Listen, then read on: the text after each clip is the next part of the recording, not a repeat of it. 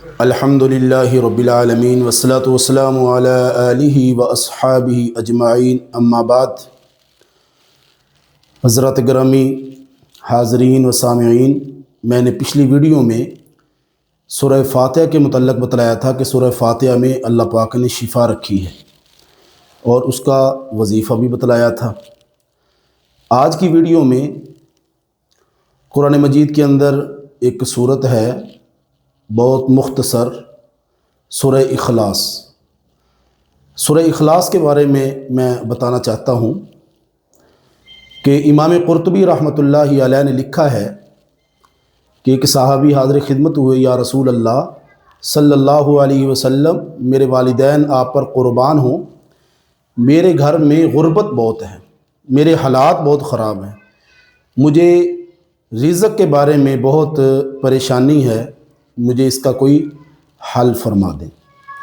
تو نبی پاک صلی اللہ علیہ وسلم نے فرمایا، اے میرے صحابی، میں آپ کو ایک وظیفہ بتلاتا ہوں، اس پہ آپ عمل کریں، اللہ پاک آپ کی تنگی کو فراوانی میں تبدیل فرما دیں گے۔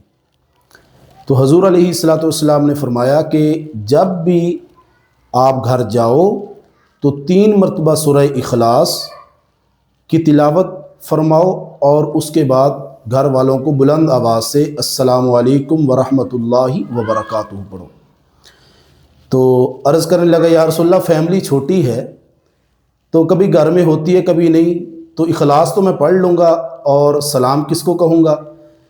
تو رسول پاک صلی اللہ علیہ وسلم نے فرمایا کہ گھر میں اگر کوئی نہ ہو تو سورہ اخلاص پڑھنے کے بعد اپنے پیارے محبوب نبی پاک صلی اللہ علیہ وسلم پر درود و سلام پڑھو، حضور علیہ السلام پر درود و سلام پڑھو۔ تو وہ صحابی فرماتے ہیں کہ میں کچھ ماہ اسی طرح کرتا رہا، جب گھر میں جاتا تو سورہ اخلاص 3 مرتبہ پڑھ لیتا اور اس کے بعد حضور علیہ السلام کی خدمت پر میں درود پاک بھی پڑھتا رہا۔